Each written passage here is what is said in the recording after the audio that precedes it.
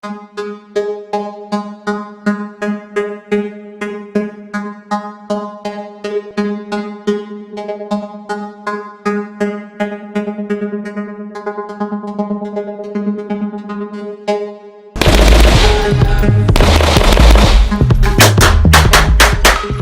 satu laras untuk Anda semua penggemar vlog Sniper Ngapak. Pada kesempatan kali ini, Sniper Ngapak akan berbagi informasi mengenai prosedur kepemilikan senjata api. Materi ini diambil dari Facebook Perbakin. Link tertera pada deskripsi video. Berlanjut pada pembahasan terakhir, mari kita simak mengenai dasar hukum dan kebijakan kepemilikan senjata api.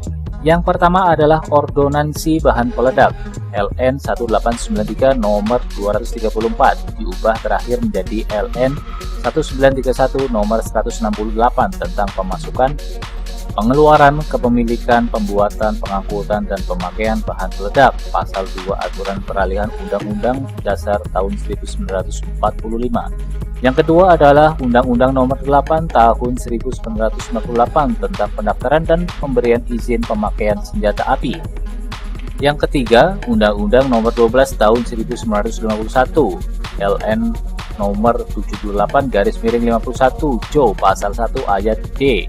Undang-Undang Nomor 8 Tahun 1948 tentang Peraturan Hukum Istimewa Sementara. Yang keempat, Undang-Undang Nomor 20 PRP Tahun 1960 tentang kewenangan perizinan yang diberikan menurut perundang-undangan mengenai senjata api, amunisi, dan misiu. Yang kelima, Kepres Republik Indonesia Nomor 125 Tahun 1999 tanggal 11 Oktober 1999 tentang bahan peledak. Yang keenam, Peraturan Menteri Pertahanan Nomor Per/22M/XII/2006 tanggal 19 Desember 2006 tentang pedoman pengaturan pembinaan dan pengembalian badan usaha bahan peledak komersial. Yang ketujuh, Undang-Undang Nomor 2 Tahun 2002 tentang Kepolisian Negara Republik Indonesia.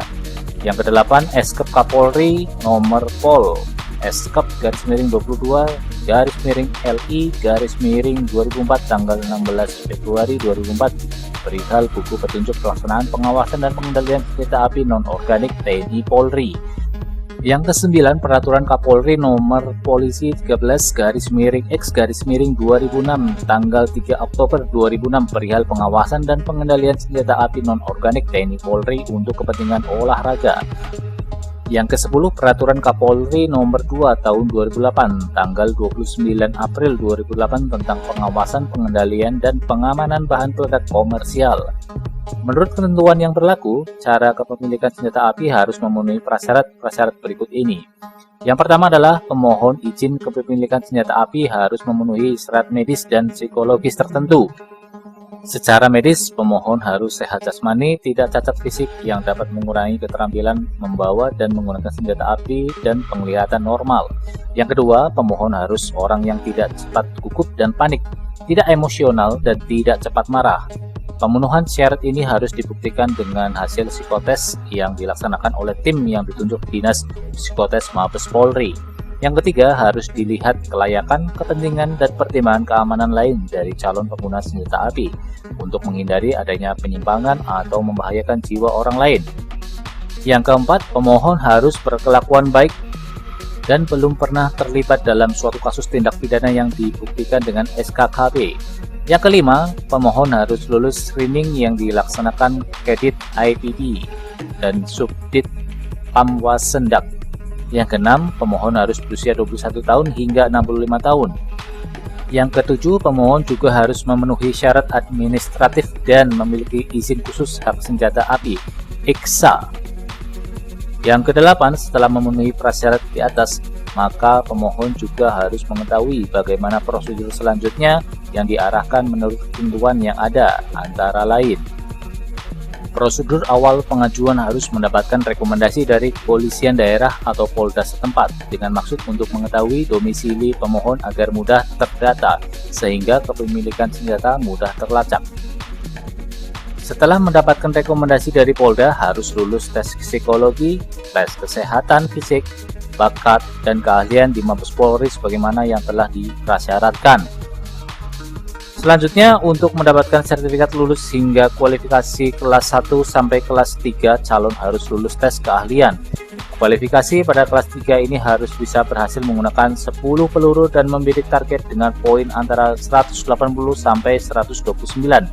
Dibuktikan dengan sertifikat yang dikeluarkan oleh institusi pelatihan menembak yang sudah mendapatkan izin Polri dan harus disahkan oleh pejabat Polri yang ditunjuk. Selanjutnya, proses memberikan izin dan tes memiliki senjata harus diselesaikan dalam rentang waktu antara 3 sampai 6 bulan. Bila gagal dalam batas waktu tersebut, Polri akan menolak melakukan uji kepemilikan. Dalam undang-undang disebutkan bahwa izin kepemilikan senjata api hanya diberikan kepada pejabat tertentu, antara lain pejabat swasta atau perbankan, yakni Presiden Direktur, Presiden Komisaris, Komisaris Direktur Utama, dan Direktur Keuangan. Selanjutnya, pejabat pemerintahan yakni Menteri, Ketua DPR, MPR, Sekjen, Irjen, Dirjen, dan Sekretaris Kabinet. Demikian juga Gubernur, Wakil Gubernur, Sekbilda, Irwilprog, Ketua DPRD 1, dan anggota DPR atau MPR. Selanjutnya, TNI Polri dan Purnawirawan. Adapun senjata-senjata yang boleh dimiliki antara lain adalah selain senjata api yang memerlukan izin khusus atau IKSA, masyarakat juga bisa memiliki senjata genggam peluru karet dan senjata genggam gas cukup berizin di Direktorat Intel Polri. Yang kedua, jenis senjata yang bisa dimiliki oleh perorangan adalah senjata genggam, hanya kaliber 22 dan kaliber 33 yang bisa dikeluarkan izinnya. Yang ketiga, untuk senjata bahu atau laras panjang hanya dengan kaliber 12 GA dan kaliber 22. Jumlah maksimum dapat memiliki 2 pucuk per orang. Yang keempat, senjata api berpeluru karet atau gas IKSA dengan jenis senjata api antara lain adalah revolver kaliber 22, kaliber 25, dan kaliber 32, dan senjata bahu shotgun kaliber 12 mm.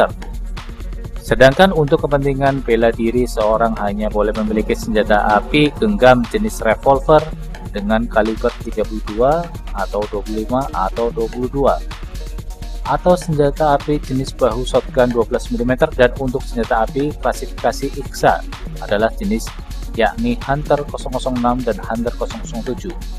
Semua informasi pastinya akan selalu diupdate oleh Perpakin, sehingga pada saat video ini dibuat, dasar perundang-undangan masih mengacu pada peraturan pada tahun yang tertera dan sudah dijelaskan sebelumnya.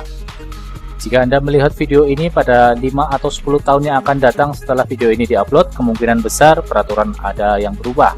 Saran dari admin, lebih banyak tanyakan langsung kepada anggota Perpakin aktif atau kunjungi website resmi Perpakin.